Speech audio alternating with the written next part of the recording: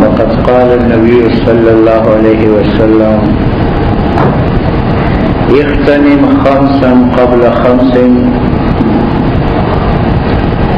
شبابك قبل هرمك وصحتك قبل مرضك وفراغك قبل شغلك وغناك قبل فقرك وحياتك قبل موتك.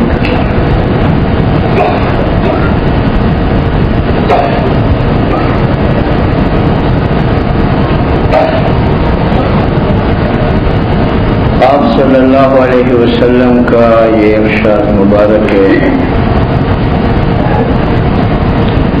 اس میں کوئی تقریر وعظ بیان نہیں ہے، صرف آپ نے اپنی شفقت کی وجہ سے ہماری غفلت کو دور فرمایا.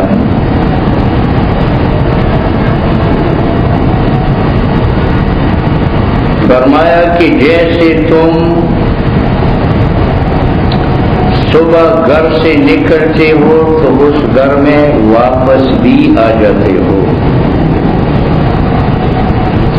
جیسے تم دکان، فیکٹری، بازار سے شام کے وقت نکلتے ہو تو رات گزار کر دوسرے صبح کو پھر اسی دکان پر لوٹ جاتے ہو.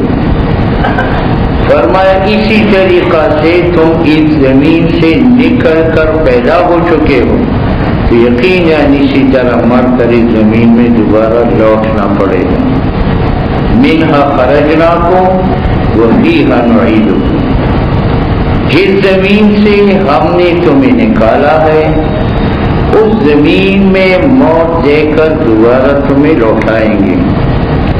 جیسے گھر میں لوٹنا ناگزیر ہے، دکان فیکٹری میں لوٹنا ناگزیر ہے، فرمایا اس زمین سے نکلنے کے بعد اس زمین کی طرف لوٹنا بھی ناگزیر ہے. فرمایا دنیا میں آنا تمہیں یاد ہے اور دنیا سے جانا تمہیں یاد نہیں، واپس زمین میں جانا تمہیں یاد نہیں ہے. اس لیے میت کو دفناتے وقت دفنانے والوں کو تعلیم ہے کہ مٹی کا پہلا چلو ڈالو تو منہا خرجناکم، یہاں سے ہم نے تمہیں نکالا، دوسرا چلو ڈالو وفیہا نعیدکم، اسی زمین میں ہم تم سب کو لوٹا دیں. اور یہ کوئی ایسی بات نہیں ہے، یہ تجربہ میں آ چکی ہے. کتنے لوگ یہاں آنے کے بعد واپس لوٹ چکے ہیں. حدیث میں ہے کہ یہ زمین کا جو چہرہ ہے یہ اصل مٹی نہیں ہے، یہ تو جسم گل سڑ کر ان کی بنی ہوئی مٹی ہے جو زمین کے چہرہ بن چکا.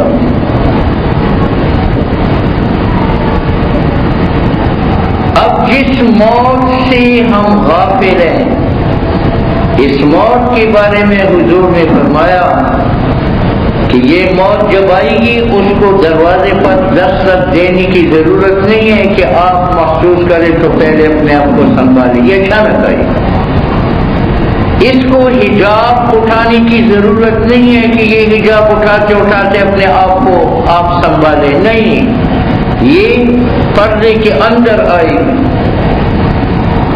آنے کے بعد یہ کسی ضامن کی ضمانت اور کسی سفارشی کی سفارش قبول نہیں کرتی، بلکہ یہ اندر سے حملہ کر کے زبان پکڑ کر نیچے کھینچ لیتی، زبان کو گفتگو کی قابل نہیں چھوڑتی، اندر حملہ کر کے آنکھوں کو پتھرا دیتی ہے، آنکھیں پہچاننے کے قابل نہیں ہوتی، کان سننے کے قابل نہیں رہتے، دماغ سمجھنے کے قابل نہیں رہتے، پاؤں چلنے سے رہ جاتے ہیں.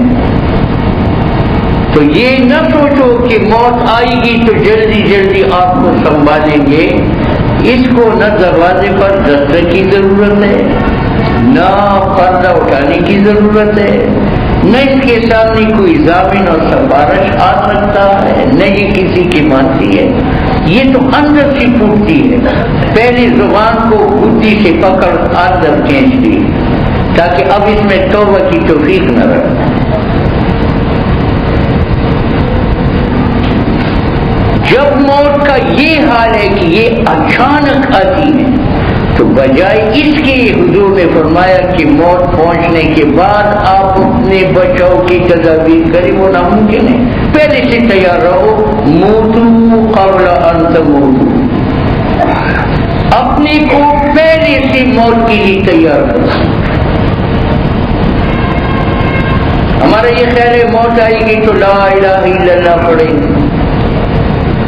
نہیں، اس کو زندگی بھر کا وظیفہ بناؤ تو موت اسی وظیفہ میں آئے گی اور یہ جنت کی چابی ہوگی. من کان آخر کلامہ لا الہ الا اللہ دخل الجنہ. صوفیاء نے غفلت دور کرنے کا طریقہ یہ بتایا ہے کہ آج میں نے صبح کی تو میں اس نیت سے صبح کروں گا کہ ہو سکتا ہے آج کے دن میری موت آئے گی، تو چلو میں آج کی نمازی تو اپنے پاس رکھوں.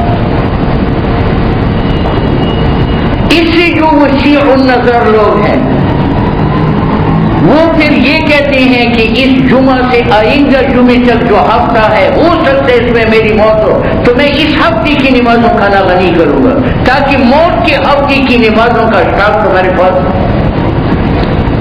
اس سے جو وسیع النظر لوگ ہیں وہ جب چاند چڑھتا ہے تو وہ یہ ڈرتے ہیں کہ کہیں اس چاند میں میری موت نہ ہو، چلو اس مہینے کی نمازیں تو میں پڑھوں کہ جس ماہ میں میری موت ہے اس مہینے کی نمازیں تو میرے پاس.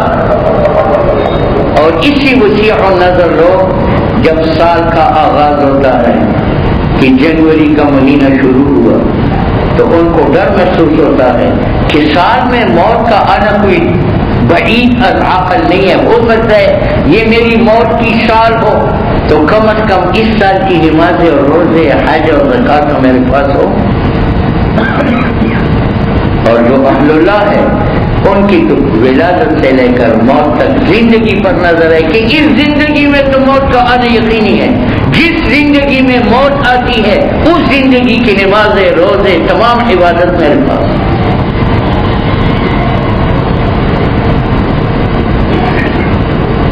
اور اس کے ساتھ ساتھ یہ بھی کرے کہ صبح ہم کرتے ہیں اور میرا یہ یقین ہو کہ آج دن ہو سکتا ہے موت آئے تو میں کم از کم کوشش کروں کہ آج کا دن تو گناہوں سے بچاؤں. ایسا نہیں کہ گناہ کا منہ لے کر خدا کے پاس مانو.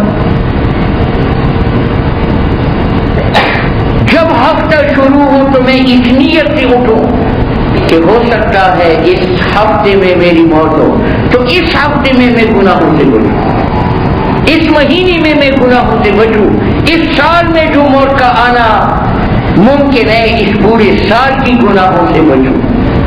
اور یہ محنت ایک ہفتہ کرنی پڑتی ہے.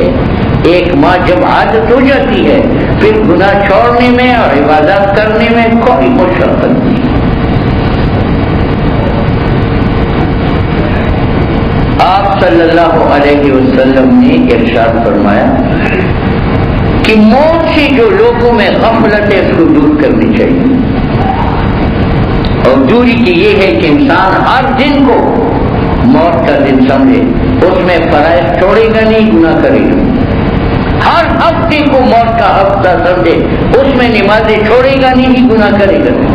ہر مہینے کو موت کا مہینہ سمجھے، اس میں کوئی نیکی چھوڑے گا نہیں، کوئی گناہ کرے گا نہیں. یہ جو ہم نیکی کرتے نہیں اور گناہ چھوڑتے نہیں، اصل وجہ ہے کہ موت یاد نہیں ہے. اگر میرے پاس ناجائز اسلحہ ہو یا منشیات ہو اور پتہ ہے کہ مسجد کے دروازے پر پولیس کھڑی ہے تو بھی وہ میں اسلحہ یہاں پھینک دوں گا، منشیات یہاں پھینک دوں گا کہ نکلتے وقت گرفتاری نہ ہو جائے. تو بھئی یہ موت جو ہے یہ کیا ہے؟ اس میں خدائی پولیس آتی ہے پکڑنے کی. اور یہ گناہ ہمارے پاس بم گوشوں میں منشیات ہے، ناجائز اسلحہ. ہم نے کب گناہ کی لائسنس خدا سے لی ہے؟ یا تب گناہ کی لائسنس کس کو دے دیتا؟ لیکن ہم ان گناہ کو لیے دکان میں بھی جاتے ہیں، فیکٹری میں بھی جاتے ہیں، بازاروں میں بھی جاتے ہیں. کا معنی یہ ہے کہ یقین ہی نہیں ہے کہ خدائی پولیس میری پیچھے ہے اور وہ موت کا سمن لے کر میرے پاس آنے والے. اس لیے حضور نے فرمایا اغتنم خمسا قبل خمس، شبابک قبل حرم، جوانی کو غنیمت سمجھو، اس میں خدا کی بات کرو. صحتک قبل مرضک، تندرستی کو غنیمت سمجھو، موت کے لیے اس میں خوب تیاری کرو. وفراغک قبل شغلک، اپنی فارغ اوقات میں خوب پیٹ بھر کر کے خدا کی بات کرو. وغناک قبل فقرک، اور غریب ہونے سے پہلے دولت سے اپنی آخرت بناؤ. وحیاتک قبل موتک، اور موت سے پہلے زندگی سے فائدہ اٹھاؤ. عبداللہ بن مبارک انتقال کے وقت بہت بڑے بزرگ گئے، افسوس کا اظہار کر رہا تھا. دوستوں نے کہا افسوس کس چیز کی؟ فرمائے ماضی اور مستقبل.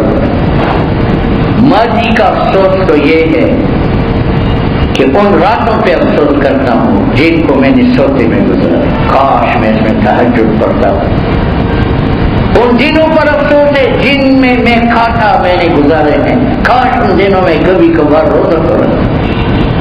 ان گھڑیوں پر افسوس کرتا ہوں جن کو میں نے غفلت میں گزارے، کاش میں ان میں اللہ کا کرتا. اور مستقبل کا افسوس یہ ہے کہ میری موت کے بعد لوگ باجماعت نمازیں پڑھیں گے، میں ان میں نہیں ہوں.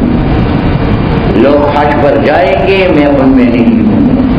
لوگ سخاوتیں کریں گے اور میں ان میں شامل نہیں ہوں گا. لیکن اب ہمارے پاس ہے وقت، آنے والے اوقات میں نمازیں پڑھ سکتے ہیں، روزے رکھ سکتے ہیں، اللہ اللہ کر سکتے ہیں، گناہوں سے بچ سکتے ہیں.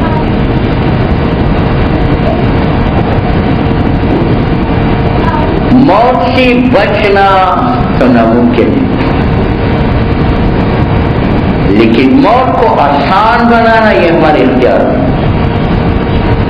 بلکہ بعض روایات سے ہیں کہ لا یزید فی العمر الا البر، کہ موت بھی نیکیوں سے ٹھلتی. آپ صلی اللہ علیہ وسلم کا ارشاد ہے معراج کی رات جب میں جانے لگا تو ایک آدمی کے پاس ملک الموت موت کا پیغام لے کے آیا.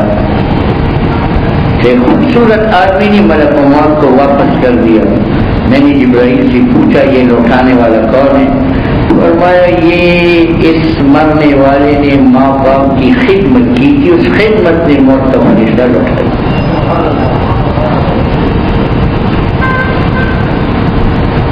اب وہ باپ جو ملک الموت کو لوٹاتا ہے، موت کو ٹھالتا ہے، اس کے سامنے بیٹھنے کی توفیق نہیں. اور وہ ٹی وی، وہ تھیٹر ہے جو ہمیں بیمار بنا دیتا ہے، یہ یقین کی بیماری، یہ سب یہ شعاعوں کی وجہ سے ہے، جگر پر پڑتی ہے. آج ہر 10واں آدمی جو ہے یقین کا بیمار ہے اور ان کے سامنے سے اٹھتے نہیں.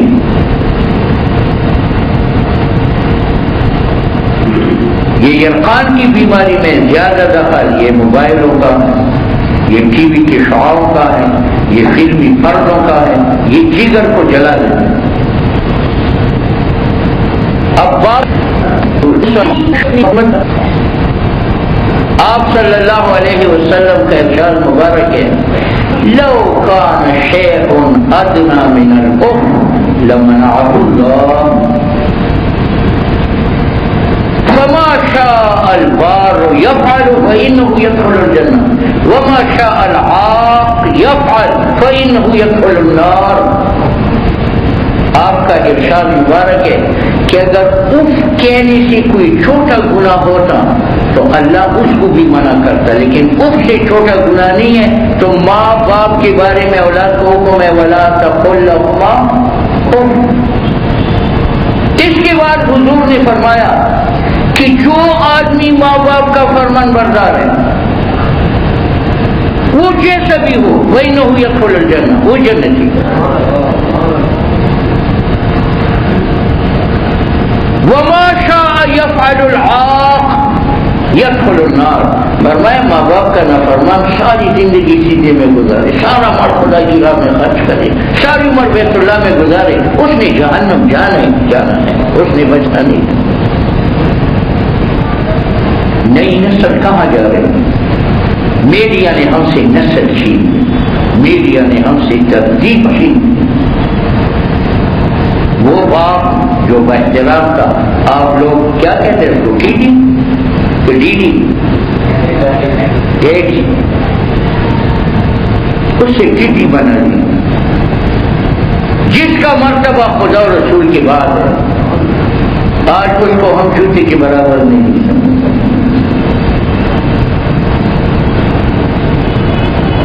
آپ نے فرما دیا کہ ملک الموت کو ایک خوبصورت آدمی نے ٹھالا کہ اب اس کو وقت دو۔ میں نے پوچھا یہ ٹھالنے والا کون ہے؟ فرمایا یہ باپ کی خدمت ہے جو یہ آدمی کرتا تھا۔ لا یزید فی العمر الا البر،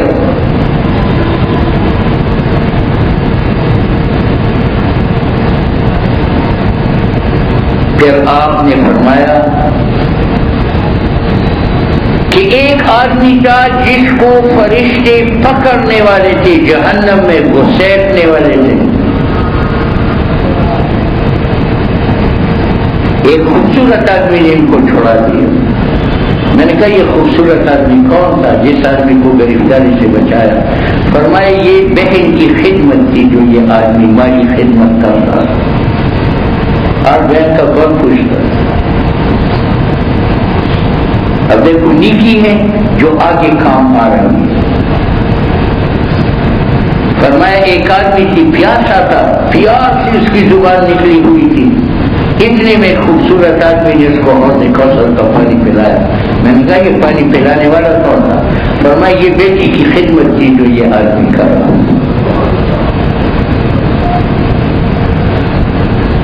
فرمایا میں نے ایک آدمی کو دیکھا کہ حیران پریشان پھر رہا ہے ظلمتوں میں، اندھیروں میں، انبیاء کی جماعتیں بیٹھی ہے، جب وہ وہاں جانا چاہتے ہیں تو فرشتے ان کو روکتے ہیں۔ فرمایا اتنے میں ایک بوڑھی خاتون نے اس کے سر پر ہاتھ پھیرا اور بس اسے پکڑ کر میرے شانہ بشانہ بٹھایا۔ میں نے کہا یہ خاتون کون ہے؟ فرمایا اس کی ماں ہے جس کی یہ خدمت کرے۔ کتنا بڑا مقام!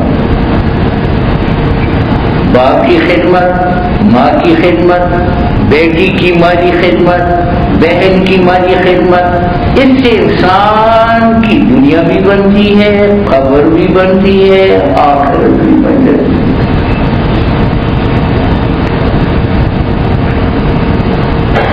میں نے ایک آدمی کو دیکھا کہ وہ فرشتے ننگا گھسیٹ رہے تھے، ایک انسان نے اس کے اوپر کپڑا ڈالا، چادر ڈالی، تو میں نے پوچھا یہ کون ہے؟ فرمایا یہ اس آدمی کی نیک بیوی تھی جس کو دین پر یہ لگا چکا تھا، اس کی عزت کی باعث۔ ہمارے معاشرے میں یہ ہے کہ اگر بیوی کی خدمت کرے تو ماں کو لات مارتا، ماں کی خدمت کرے تو بیوی کو لوٹی سمجھتا۔ نہیں، ہر ایک کا حق ہمارے ذمہ۔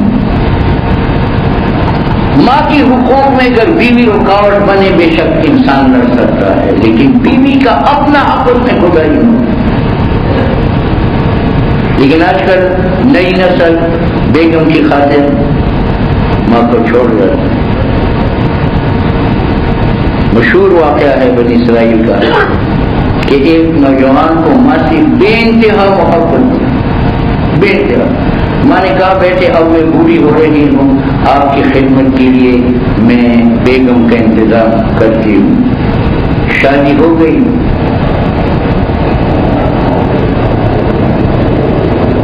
بیوی نے کہا کہ ماں کو گھر سے نکال، مجبور تھا، جدا ہوا، لیکن پھر بھی چھپی چھپے ماں کو پڑھ لیتا تھا، پیسے دیتا تھا، ان کی ضروریات پوری کرتا تھا۔ بیوی نے کہا میں تب رہوں گی تیرے گھر میں کہ ماں کو ذبح کر ڈالوں اور اس کا دل مجھے لا کر دکھا دو کہ یہ میری ماں ہے۔ وہ شقاوت کا شکار تھا، اس نے ماں کو مار ڈالا اور دل لا کر کے بیوی کو دینے لگا، وہاں اس نے ٹھوکر کھائی، گرا تو ماں کی دل سے آواز نکلی بسم اللہ۔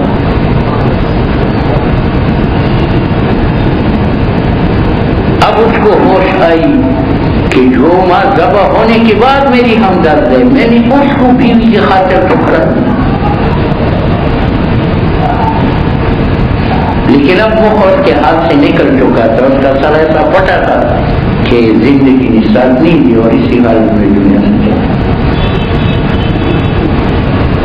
اس لیے آپ صلی اللہ علیہ وسلم نے فرمایا خدارا تم تو نیکیوں کو ایسے مٹاتے جا رہے ہو، گناہ کو چھاتیوں سے لگاتے جاتے ہو، گویا کہ تم نے مرنا نہیں، میرے پاس آنا نہیں ہے، صرف مال نے تمہیں غرور میں ڈالا، گوٹیوں نے تمہیں غرور میں ڈالا۔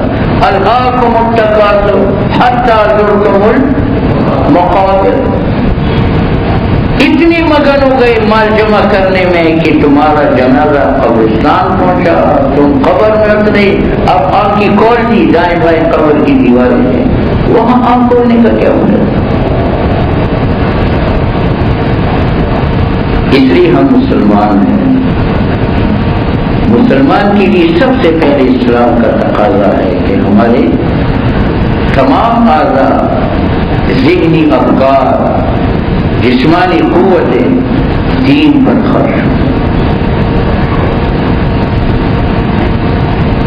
آپ نے فرمایا اغتنم خمسا قبل خمس، تم اپنی جوانی کو بڑھاپے سے پہلے غنیمت جانو، جوانی میں خوب عبادت کرو، وہ صحت کا قبل مرض، تم درستی کو بیماری سے پہلے، دولت کو فقیر ہونے سے پہلے، فراغت کو مشغول ہونے سے پہلے، وہ حیات کا قبل موت، اور زندگی کو موت سے پہلے غنیمت کریں۔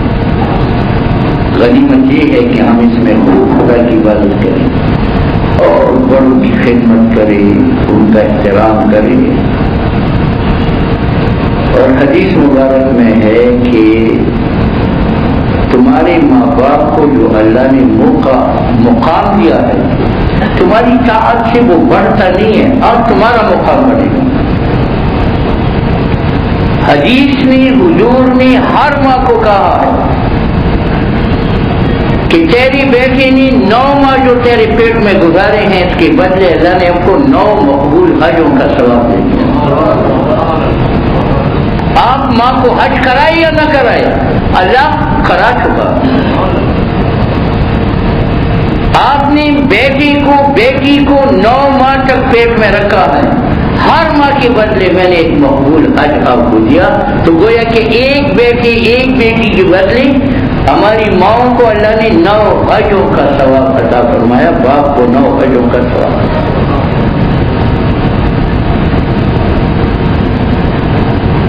فرمایا اگر آپ بچی کو دودھ پلائے، آج کل مائیں ٹیڑیاں ہیں، بوتل کا دودھ، بھینس کا دودھ پلاتی ہے کہ ہماری صحت پر اثر نہ پڑے، حضور نے فرمایا آپ نے بیٹے کو دودھ پلایا تو میں اپنے ہاتھ سے تمہیں حوض کوثر کا پڑھوں۔ ماں کو تو وہ مقام مل چکا ہے، ہم کون ہے ماں کا مرتبہ بلند کرنا؟ ہم خدمت کریں گے، ہمارا مقام بلند ہو۔ آپ نے فرمایا آپ اپنے بیٹے کو گود میں بٹھاتی ہیں تو اللہ ایک بار تمہیں اپنی کرسی پر عرش پر بٹھا دے۔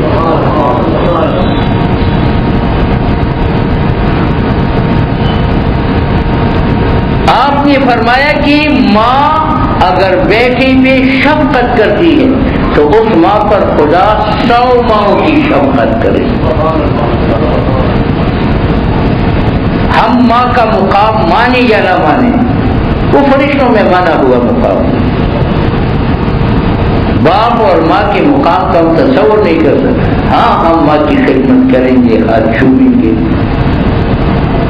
صحابہ کرام یقین جانے باہر نکلتے تھے تو ماں کا ہاتھ پکڑ کر زبردستی اپنے بدن پر پھیرتے کہ آپ ہاتھ پھیریں گے، ہم پہاڑ سے چھلانگ لگائیں گے، ہم زخمی نہیں ہوں گے۔ ہاتھ ہی ہم پر پیر رکھے گا، ہم زخمی نہیں ہوں گے۔ سمندر میں ہم تیریں گے، ہم ڈوبیں گے نہیں۔ آج بیٹا باپ ماسی اجازت نہیں دیتا، آدھی رات تک باہر کرتا ہے فلموں میں، سنیماؤں میں، ماں بیچاری سو نہیں رہی، پریشان ہے کہ بیٹا زندہ بھی آئے گا یا نہیں آئے گا۔ اس لیے آپ صلی اللہ علیہ وسلم نے فرمایا معلوم ہوتا ہے آپ لوگ موت سے غافل ہیں۔ اگر غافل نہ ہوتے تو آپ کوئی نیکی چھوڑتے نہ، آپ کوئی گناہ کرتے نہ۔ یہ جو بار بار گناہ کر کے تھکتے نہیں اور نیکیوں کی طرف آتے نہیں، معلوم ہوا کہ موت یاد نہیں۔